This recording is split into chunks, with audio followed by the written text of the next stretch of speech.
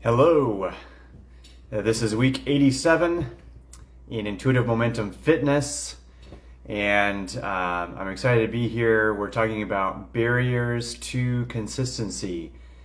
What does that look like? Why do we get thrown off in our efforts? Things that we know that we want and have intentions for, but just can't seem to keep going. So we're going to dive into that, answer the questions, respond to the specific situations, and hopefully come up with some good things and ideas. So as you know, this group is all about being intuitive, working with your own body, with your own life, your own schedule, your own situation.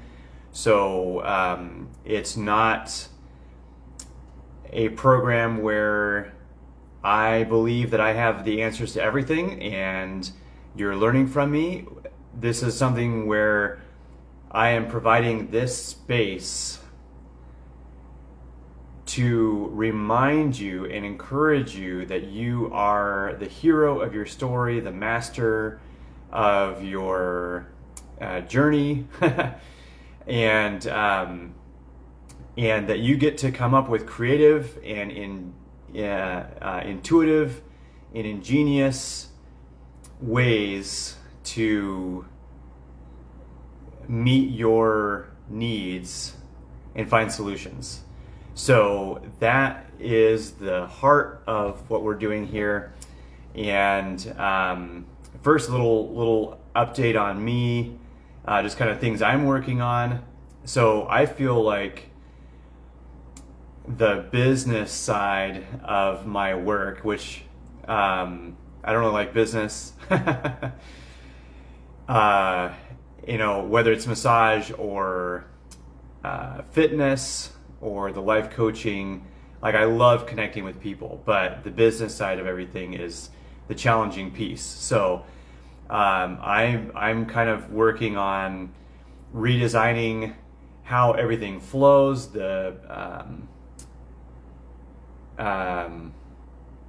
focus of everything, and that is a challenging piece. So I was going to make some changes in December, but I decided I'm just going to wait on all changes until January, just to give myself a little more space to kind of make sure that everything is stacked the way I want it to be stacked, if that makes sense. So so that's something that I'm working on. Hey Nadi, hey Kristen, so good to see you guys here, and I see at least that first comment, so hopefully the comments are working today. And hey Adam, great to see you. So, and if I don't see who's on, it's like showing me 2 people, but it says certain names, and then it also says 4 people are watching. So if I miss you, it's not because I'm trying to ignore you. Hey Kristen. So so that's kind of what I'm working on, and is the business side of things. Susie, you're the 4th person. Good to see you. So I am. This is kind of the piece, the business side of things, or the structure side of things is where I feel challenged. So I'm gonna give myself a little bit more time to get all organized. We'll roll out things in January. But I will be telling you more about that specifically, hopefully starting next week. And I hope to have a new quiz set up on my website that I'll give you guys a link to, so that you can find out your workout personality, and as well as share your health history, workout history. And then it will give me an opportunity to provide some very specific feedback to you. And I'm excited about that new tool. I've got that piece built, but I need to, or assembled, I should say, and then I need to build it in the website. And then I'm excited to start sharing that with everyone and start connecting with everyone more personally. And I've got more ideas for more quizzes and things like that where we can communicate about things in your life. Yeah, workout personality. Yeah, so over the 16 years of being a trainer, working with people, I've observed that there are some definite workout personalities. People feel inclined toward certain things more than other things. So it's going to be kind of a data gathering, kind of a quiz, also like an interview. So it'll be fun. I think I'm looking forward to you guys getting to try that and giving me some feedback on your experience with it so I can fine tune that. So yeah, personalities and approaches. Yeah, some people like classes, some people like a workout buddy, some people like working out by themselves, some people like the gym, some people like their home, some people like the water, some people like strength, some people like speed, some people like walking, some people like biking, some people like classes again. So yeah, all different kinds of things. So yeah, turtles do a lot of swimming. They do some slow walking, and they hide their muscles in a turtle shell. So yeah, so and then also I got an opportunity just before this call to get on another call. Swimming in Jello would probably be some really good exercise. I like that. It's a little bit more resistance than just water. So we got to talk to the community center, see if they're on board with filling the pool with Jello just for getting buff. So we'll see what happens. So yeah, so just now I got to set some boundaries with someone, and it wasn't like a super big deal or aggressive thing or whatever, but I had the opportunity and invitation to become an ambassador for a supplement company, and I've been going through the process actually since June, and really not knowing much about what the program looks like or anything, and then most recently finding out that it's fairly involved. There's a lot of meetings that they want you to join, and a lot of trainings they want you to do, and then they have their own app that they want you to start working through and all that stuff. And I love their passion, I love their purpose, their mission, but it's basically just a slightly different version of everything I'm already doing, and I realize I don't have time. I'm having a hard time keeping up with the stuff that I'm doing.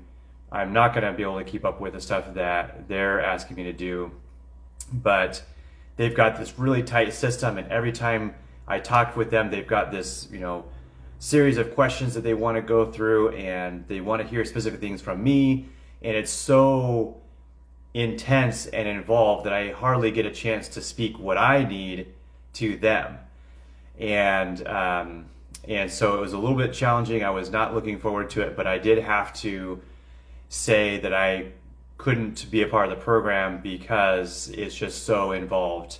Hey Doris, good to see you. And so I had to practice that and then calm down afterward, kind of do some soothing. But that was good, and I feel relieved to kind of be out of that program and not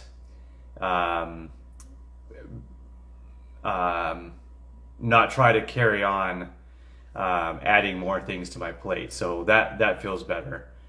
So thanks, Kristen. So, and then another thing that I've been thinking a lot about, if you've seen some posts from my general Facebook page, giving myself permission to thrive, and really looking closely at the logic that says And a lot of empaths have this belief in particular that I must suffer until no one else suffers. And I must suffer until everyone else is no longer suffering. So there's that kind of camaraderie, like we're all in the same boat kind of feeling, where I can't be financially successful or experience remarkable good health or have a lot of energy if those that I love are not experiencing those things, because then they may resent me. They no longer feel like they're, part of my life or relevant to me or whatever. And so just really thinking through those concepts. So I'll probably, end up talking or sharing more about those, but because it seems to be a theme, because I posted twice on it. I've made 2 memes and posted twice on that. So hopefully you've had a chance to see that and kind of join that conversation if that resonates with you. And then recently had some more affirmation of strength training being priority. So more than any other fitness modality, I believe that strength training is most relevant to robust health and longevity. And when I talk about longevity, I'm fully aware that I can't really fully control how long I live. And I'm not trying to. I'm okay with that. But I do want to have the most vibrant and vital existence possible. And so from the fitness side of things, the most important thing, I believe, and it's been over and over confirmed, that strength training is most important. And a lot of people view strength training as kind of just a cosmetic vanity thing. And that's couldn't be further from the truth. Or are literally afraid that they're going to get bulky or gain more weight, which is partly true, and you might experience some bulk momentarily or temporarily, especially if you have a pump. But usually what is happening is when someone's young, and because most on here are women, I want to make sure that I'm talking to you. So some women love their 16-year-old body and some women don't. But if you had a 16-year-old body that you're like, oh man, I wish I had that body back, which I've heard so many times, usually what makes the 16-year-old body one that they want again is actually all the lean tissue, all the muscle. And yes, you're also lean, but teenage girls are usually strong. So yes, strength training is life-giving for sure. So as someone grows up into their 20s, 30s, usually they're not continuing to be as active, whether that's through sports or through a fitness program or just leapfrogging the neighbor kids and climbing trees and jumping fences and all those things that kids are doing all the time, sprinting. All those activities build muscle tissue. And so as they go on and have their adult lives, their adult jobs, adult families, they're not doing those things consistently, not necessarily strength training anymore. And so they often stay the same weight for a long time, but lean tissue, bone and muscle density is going down while fat tissue is going up. And so muscle doesn't turn into fat, which is a common saying and belief, but fat will take the place of muscle. And so a lot of times people will stay the same weight, or they'll just gradually gain weight slowly, and then all of a sudden they start gaining weight really fast. And that's because they hit a point where they've lost enough muscle and bone density that their metabolism is way down, and they're continuing to eat the same, and then they begin accumulating more body fat more rapidly because they're not burning as much because metabolism is down because lean tissue is down, and they're eating the same, and they're not moving as much. So all those things are really challenging.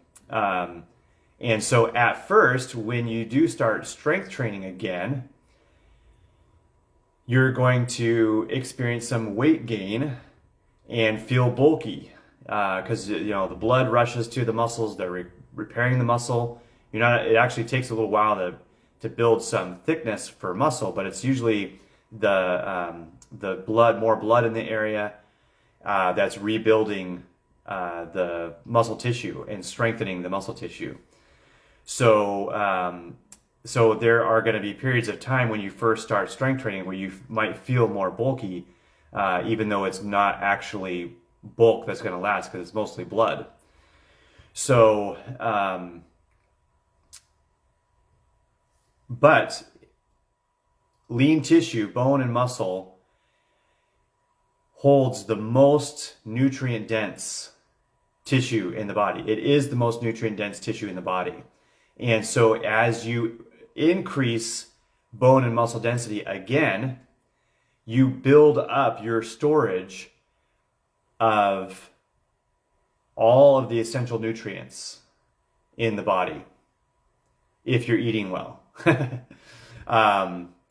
So then as you get older and you continue to strength train, you continue to maintain bone and muscle density, you're going to stay much more able-bodied than any of your peers, because most people don't consistently stay active or strength train throughout the decades as they get older. And so it's been years and years and years since they've done anything, and their bone density is going way down, and all it takes is for them to lose their balance, because balance goes away when your muscle goes away. So most people, like when they're older, they're like, I don't want to strength train, I want to work on balance. But you actually can't work on balance unless you strength train. So you have to get stronger to have better balance. And so strength training is just so vital. I was listening to an expert talk about it today, and from what they know, you can't actually build more muscle beyond what you get within the first year or two of strength training, which is kind of discouraging because I still want to get bigger. But strength is more of a skill than previously thought. So you can continue to get a little bit stronger, a little bit stronger, a little bit stronger. Even when you max out your size. But that's encouraging for several reasons.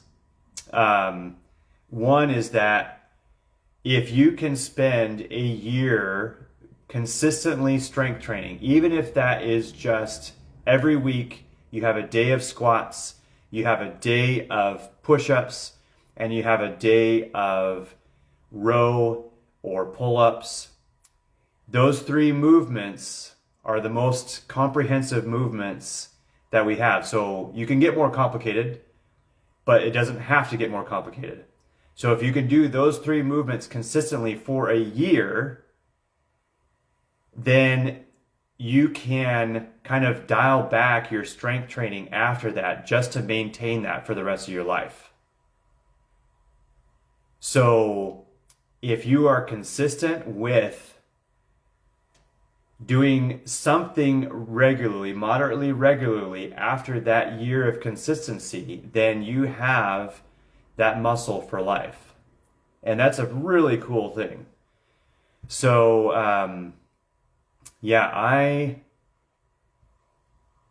I love that because it does simplify things.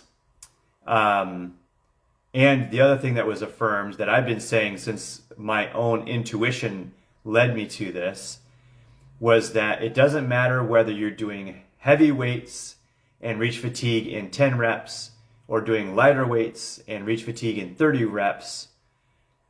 As long as you're reaching fatigue, the signal of the muscle is the same. And whether it targets one muscle type or another muscle type, they all get involved eventually within that span. And so, like, you don't have to get super complicated with it. It doesn't have to get super crazy. So let's see. Let's see if my phone will let me zero in on this comment.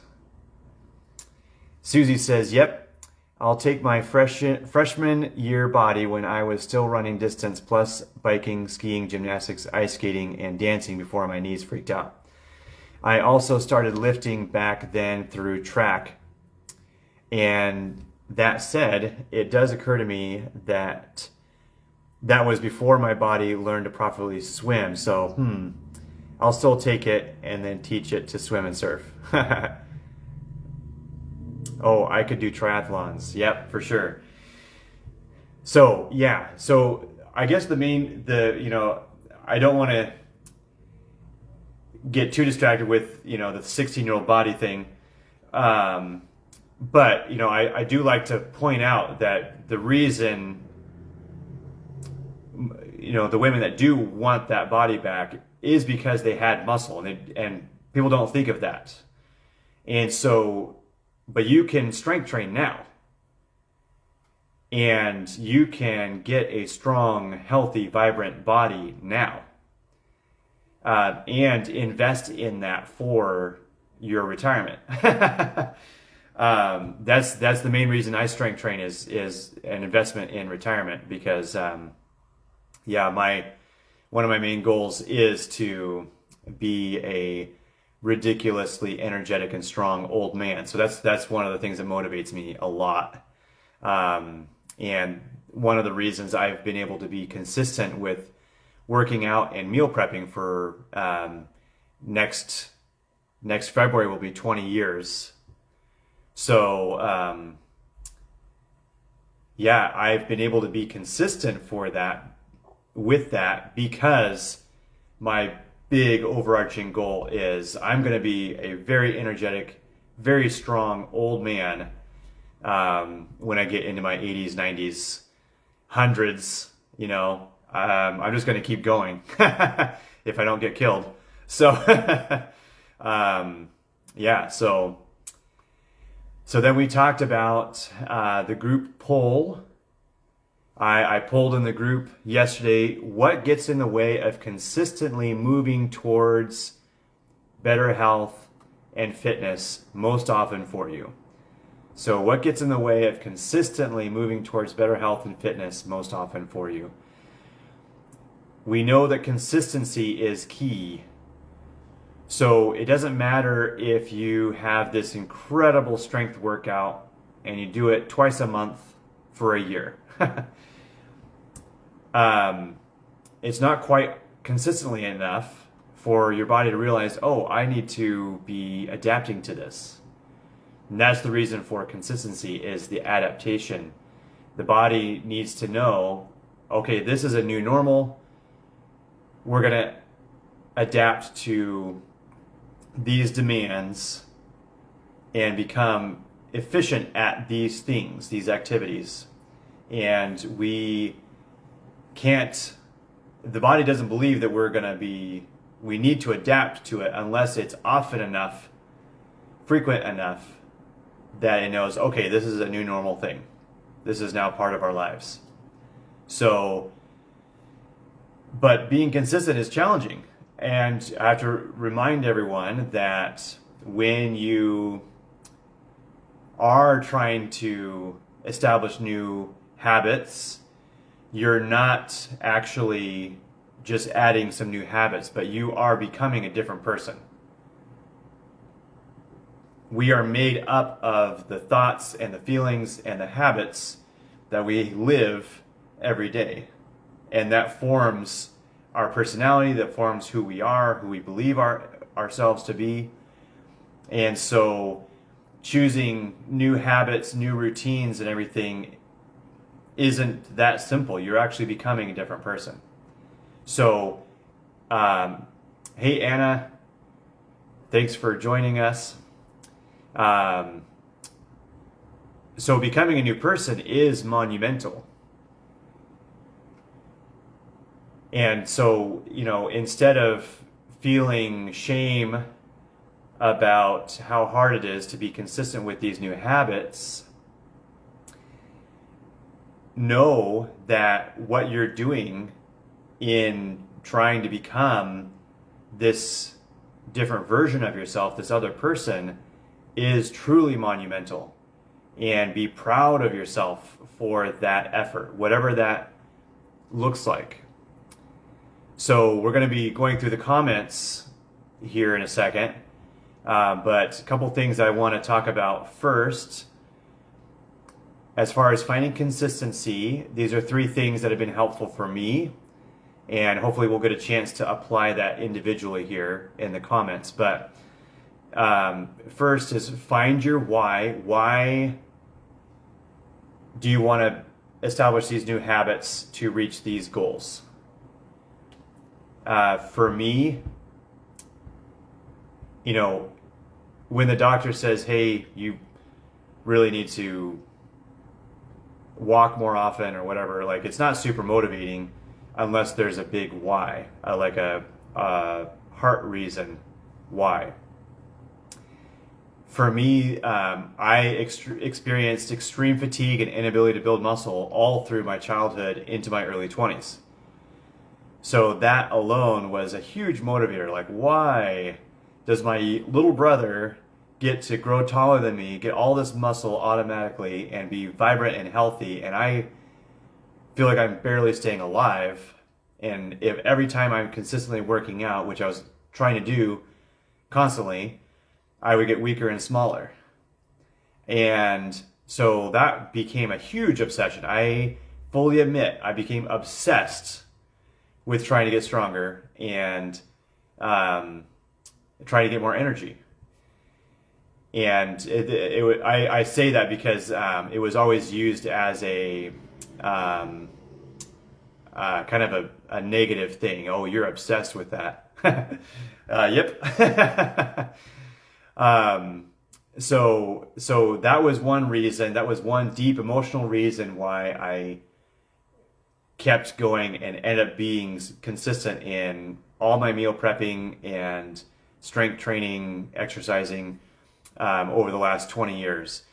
And then the other reason was when I was 18, my grandfather had cancer of the larynx, and so right in the throat here, ended up having all this removed. His voice box and everything had a stoma here.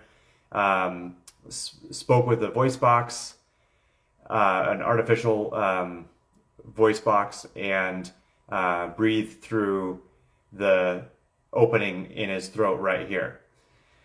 And before that happened, they were doing radiation and chemotherapy. So I drove him to all his appointments. I fed him through a stomach tube, this formula that was supposed to help him stay alive, and used essential oils on the radiation burn marks on his neck.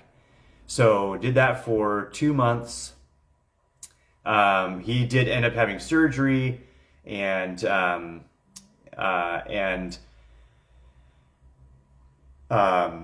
lived another 8 years or so. So he survived that period of time.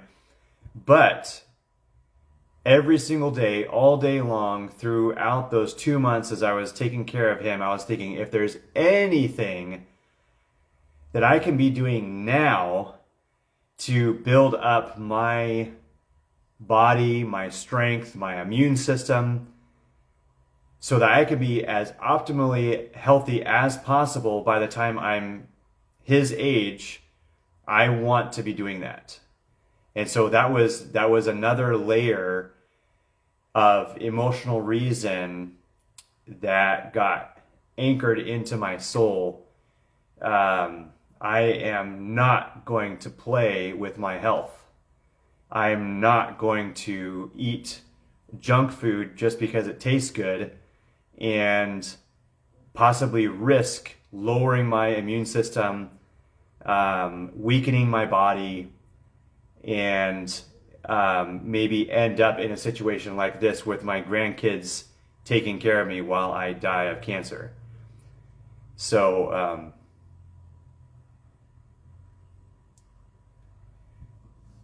find your why. For some people, it's one lady that was obese, a client of mine. It was the moment that her little toddlers were playing in a straw bale, hay bale maze. And they said, "Mommy, come play with us." And other moms were in there with their kids crawling around, and she knew she couldn't fit. And so that was when she signed up for the gym. That's when she signed up for the training. She signed up for gastric bypass. She did all those things because she wanted to be able to participate in life with her two boys. And so, like, don't just come up with some logical reasons for your new habits, your new routines, your new goals, but find your deep emotional reason. What is going to change your life and what is worth changing your life for? So that's the first thing in finding consistency. Number one, find your why, your emotional reason for the life change, because life change is hard. You're becoming a different person. So find something meaningful, and then you're gonna have new habits, and that's challenging. But simplify the new habits. That's the second thing. So simplify the new habits. Make them simpler than you think they should be.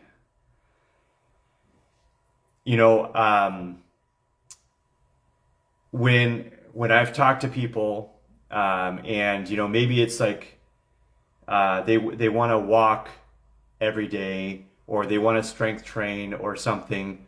I'm like, it's better to just do 10 minutes a day of walking and do push-ups twice a week. If that's something that you can do consistently, that's worth it, because it may not make as big of a difference as you think you should be making. It's not going to help you reach any significant goals in 90 days or 8 weeks or whatever, like a lot of the programs out there, like, this boot camp, sign up for this 6-week boot camp and we'll, guarantee 10 pounds lost or whatever. Like, you might not see any major changes if you've established this tiny habit of just walking for 10 minutes a day or doing some push-ups twice a week. But if you make it a habit, it's a habit. And that's the hardest part. And you can always increase the habit. Once it's a part of your life, you can make it more impactful. But it has to become a part of your life first. So a lot of people are trying to do too much for their 6-week, 8-week, 12-week program, and then they burn themselves out and they never do it again. So it's way better to start really small, smaller than you think you should, and maintain the habit, and then increase the habit and experience the positive changes over your lifetime versus 3 months from now. So find your why, simplify the new habits, and then prioritize the habits. So this is where a lot of you have talked about different things that throw you off, or different crazy life circumstances that come up and get you off track. So in those times, usually there, if you've been at this for a little bit, you've got, okay, so I'm trying to eat this way, and I'm trying to do this strength training, and I'm trying to stay positive, and I've got these affirmations that I'm saying, and all these things. When life gets crazy, which one are you going to keep? And I think it's so good to keep an anchor. Like you have an anchor habit that is your priority habit. So when everything else goes away, you have this one habit that's the last thing. This is the one that you keep no matter what's going on. And you figure out when and how you're going to do that. And even if it's just a tiny version of it, do a tiny version of it. So that it stays with you through that time, because life isn't always going to be crazy. The second half of the week might not be as bad as the first half of the week, and maybe you'll get to do a little bit more of that thing that you could only do a little bit of the first half of the week. So hopefully these things are helpful. So find your why, simplify the new habits, prioritize your habits, like figure out which one's the most important, which one's not as important, and have grace with yourself. You know, you didn't get all 4 of your habits done, you got 1 habit done, and that's okay, because that's the anchor habit. As soon as everything else comes back, or life calms down a little bit, then you can bring the other ones back. And so keep it simple, and don't let yourself get completely washed away from the intentions that you have. And I will say this again when we get to the comment, but it is hard to see ahead and think, this would really pay off if I was consistent with this. But the thing that I kept telling myself over and over and over again, and was remembering, and it made a huge impact on me, was that a year from now, you'll wish you had started today. A year from now, you'll wish you had started today. So what is it? And obviously we have a performance culture, a kind of addiction to accomplishments. And so that's not what I'm advocating, just being busy.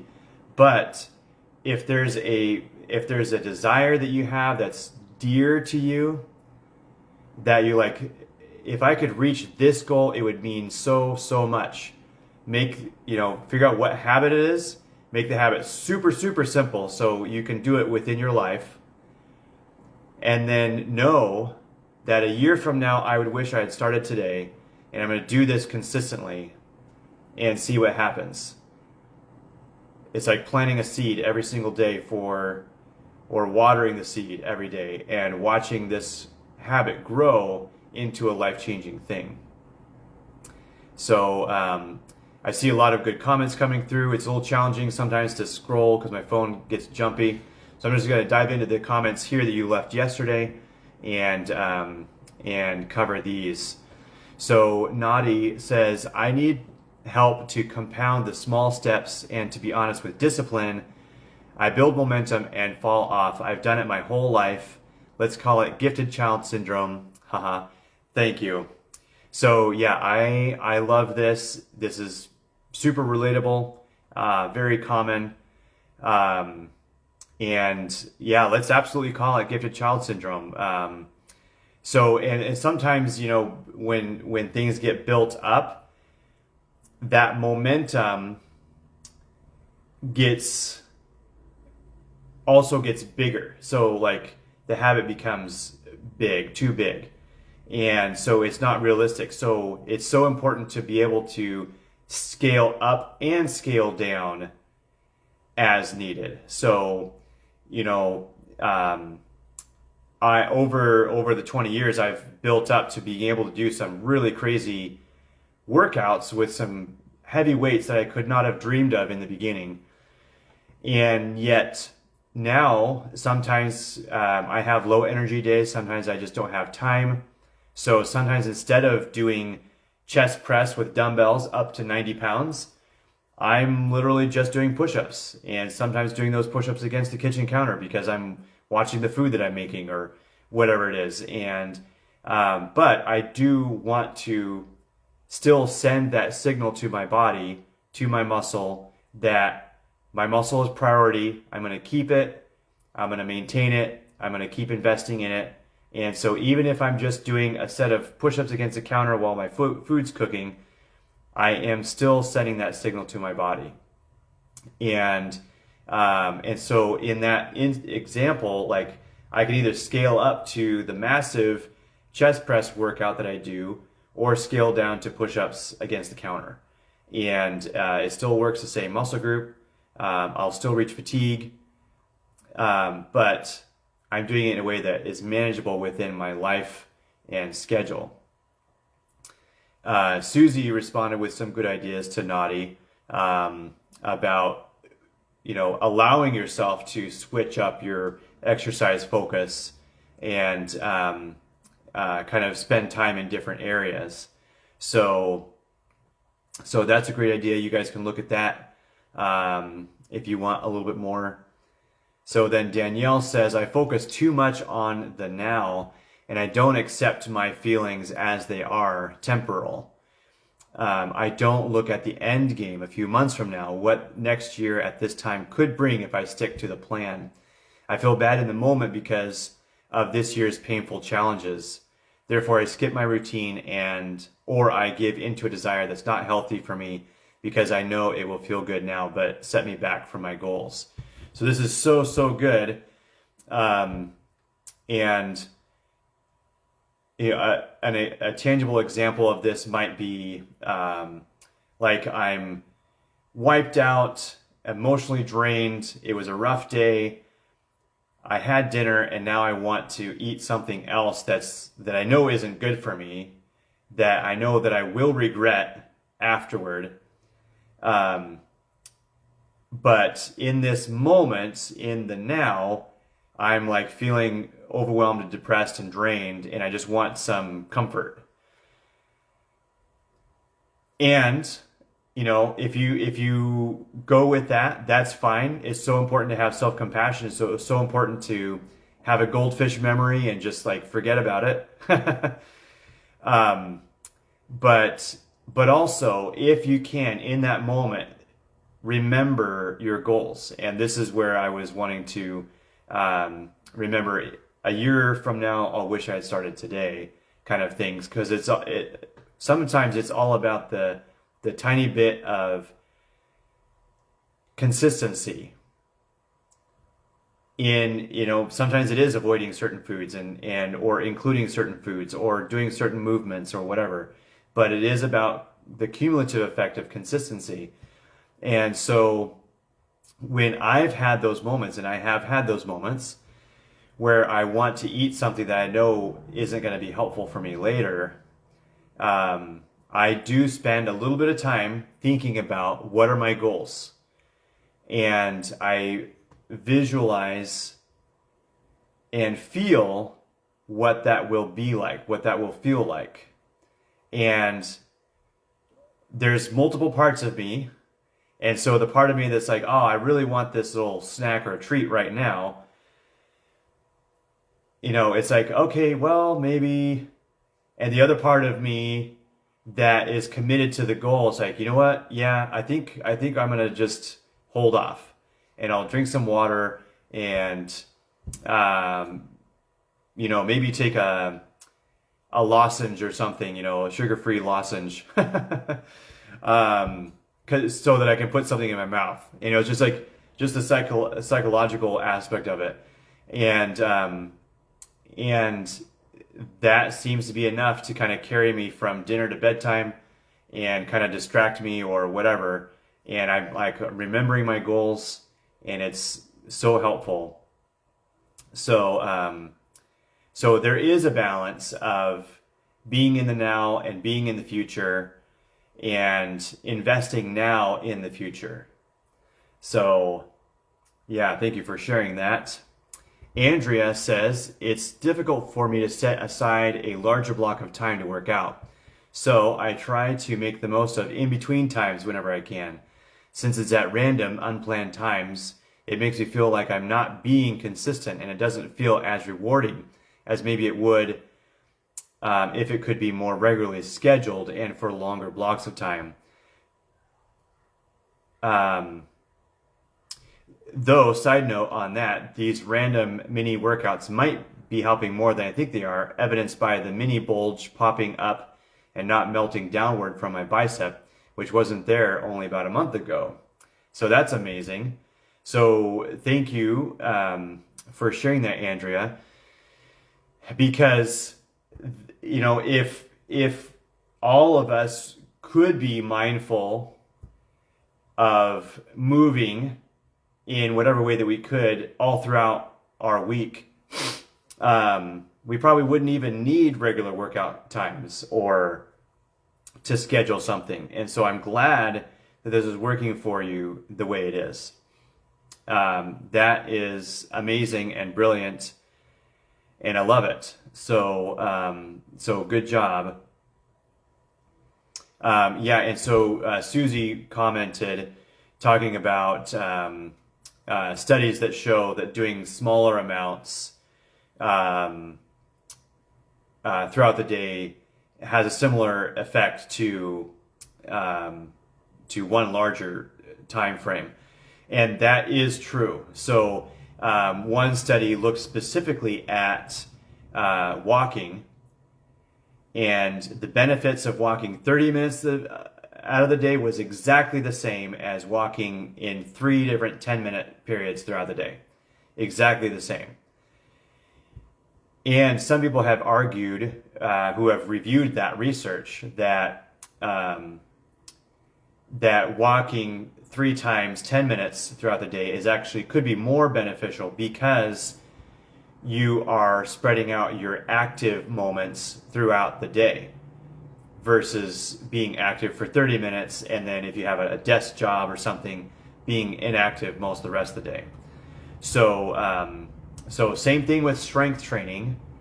There have been many times when I didn't have time for a block of workout all in a row. So I would do, and I've mentioned this before, I'd call it hundreds or 100, it'd be 100 reps of either squats throughout the day, push-ups throughout the day, or pull-ups. And you could do a resistance row or something. But just, from getting up to bedtime, I was going to try to get 100 in. And there's actually a whole fitness style called Grease the Groove that's based on that, where you never go to fatigue, but you're just doing like, if you can do, let's say you can do 20 push-ups in a row, you just do 5 push-ups all throughout the day, and you never, max out your set. I do believe that there's benefit to maxing out, but this Grease the Groove approach to fitness works as well. And so doing your strength or your cardio throughout the day in little moments when you have time is awesome. So good to listen to your body and be in tune with yourself. So Sarah says there are 3 things that she's listing that are challenges for her in consistency. She says, because it's easier to microwave a TV dinner or pick up some takeout, takeaway, and sit in front of the idiot box, basically. 2, it's often necessary to put others' needs before our own, not allowing much time for ourselves. And 3, learning to lean on others and seek support to gain a balanced and quality life is a skill I need to practice. So yes, I'm so glad that you're self-aware enough for this. So let's look at this. If you do have to grab a TV dinner, if that is the most realistic thing, which one's the healthiest? Which one has high protein or whatever? So look at that. And is there something that's equally quick to fix, like under 5 minutes? Is there something that you could, some animal protein you could fry up really quick? Is there some steam or frozen vegetables you could steam? I have never been able to tell the difference between fresh vegetables steamed and frozen vegetables steamed. So that was always a good option for me to have vegetables in the freezer and then steam it and add that to my dinner. Super quick. It was going on by itself while I was prepping the other stuff. Usually take 5 to 7 minutes. So is there something like that maybe? And then being intentional about what you're watching on TV, you know. Sometimes it is nice to kind of check out and just watch something to kind of decompress, but you still get to choose what you're watching. Or you can, I have on my phone, I've got these different albums, photo albums where I collect things. Sometimes they're dreams that I have, so it's like a vision board, but I do a slideshow instead on my phone. And so sometimes I have music going, or I can have a meditation, guided meditation thing from YouTube or whatever. So there's lots of options for that. And even if you were to just do that some of the nights of the week, so that you're changing some of the evenings routine. And then number 2 was it's often necessary to put others' needs before our own. So when you do that, are you keeping a catalog of your needs and prioritizing those? Because sometimes, like, there is a friend in crisis, a phone call that needs to be made or whatever, but then I'm thinking, okay, so I'm going to need to eat right after this because I'm starving. So I'm kind of start gathering those things together, getting that ready, start still considering myself. I can never be more responsible for anyone on the planet than for myself. And so even when you have to put others' needs ahead of your own, you still need to not dismiss your own needs. Still keep yourself in the equation, still keep yourself in the picture. Know when they are doing okay enough, when their needs have been met enough for you to meet your needs, because that's so important. And then learning to lean on others and seek support to gain a balanced and quality life is a skill I need to practice. So yeah, Sarah, first identify those people that you feel like you can trust with yourself and with your needs, because sometimes people are not great friends, even if they want to be or think they are. So yeah, stay with that. Be prejudiced when it comes to who you rely on, who you ask help from, and then be courageous and do that. Susie says, what's currently frustrating me is trying to find a balance in my diet that benefits a lot of different biomarkers, potential issues like blood sugar, cholesterol, and blood pressure. So that can mean minding carbs, fats, and salt. I may cut back on carbs, but then go hungry, so I look for protein options, but then within those I have to watch the fat and the sodium. I look for ways to cut down on fat and sodium, and then I'm a foodie, so I want my food to taste good. So my challenge is figuring out a way to tweak my diet so it ticks all the boxes, where it's good for all the biomarkers, but is also yummy. So yes, that is definitely some challenging things, and that's partly how my diet has changed over the years, because I'm thinking, okay, so I want to maximize the nutrient density. I want to, for me, I'm allergic to sugar, so I just can't have that at all anyway. That's why I've ended up with more animal-based routine, because contrary to all the messaging, there's nothing more nutrient dense than animal protein, which is crazy because all the superfoods are fruits and vegetables. But the amount of those nutrients in those superfoods are not close to what is in most of the animal product. So then obviously chicken and turkey is leaner than protein or than beef. And so if you need that, I've been finding that I do better with some good fats, I also have had to increase my real salt intake in order to retain water, retain hydration, boost hydration. So it's like all these different things. So I totally get the quest and the trying different things. So what I would encourage is, keep track of all these things that you discover and the changes and the tweaks that you make. And then as you find things, fish is great. So turkey, fish, and chicken are probably all within your parameters. So then as you find those things, then see if you can make most of your meals fit within those parameters so that you can enjoy something slightly outside those parameters whenever it means the most.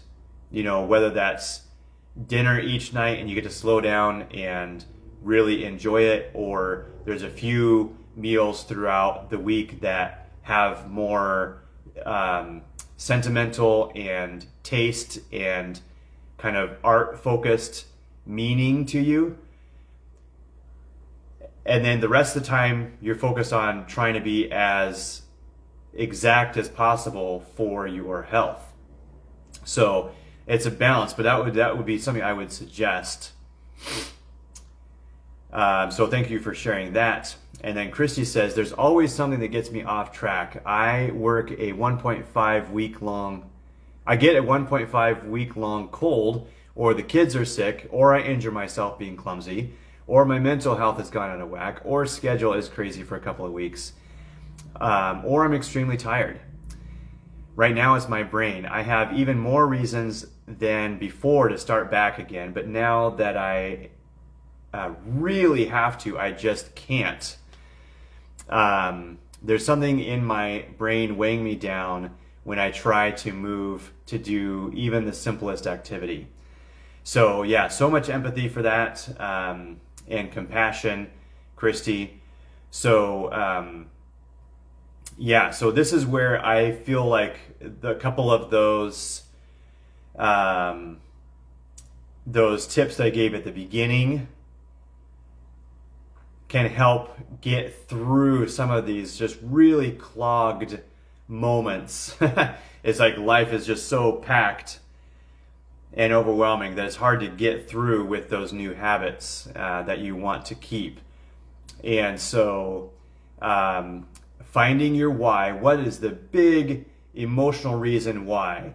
Come up with as many descriptors, like really feel into it. What is your motivation? What is your big why, your emotional reason for those desires that you have, those goals that you have and that you know that you have? And then simplify the habits. Even like I was talking about, even if you have habits that have been established, like I've been strength training consistently every week for 20 years almost. And normally I have like close to an hour routine, and it's like something I look forward to. And some days it just doesn't fit. So are you able to scale it down as well as scale it back up?